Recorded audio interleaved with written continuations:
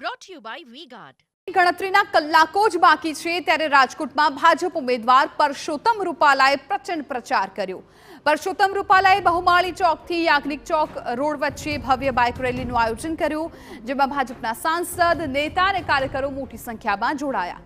રેલીમાં પરસોત્તમ રૂપાલાની સાથે વિજય રૂપાણી, ભાનુ બાબરિયા, સાંસદ મોહન કુંડારિયા અને રામ મોકરિયા સહિતના નેતાઓ હાજર રહ્યા અને રૂપાલાને જંગી મતથી જીતાડી ભાજપને આગળ વધારવા માટેની અપીલ કરી। अन्य कोई सवालों अंगे हूँ कोई कॉमेंट करवानो नहीं, એટલે બાકી આપ સૌનો ખૂબ આભાર।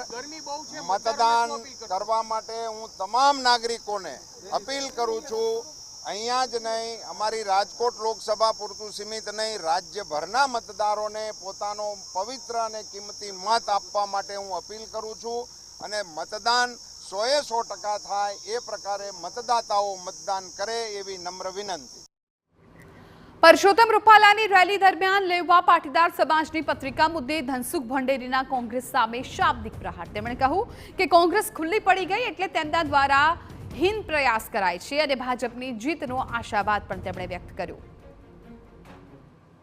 બાહ્યાત રીતે કોંગ્રેસ હાર ભાળી ગઈ છે ત્યારે આ દિશામાં એવા હીન પ્રયત્ન કરીએ છે।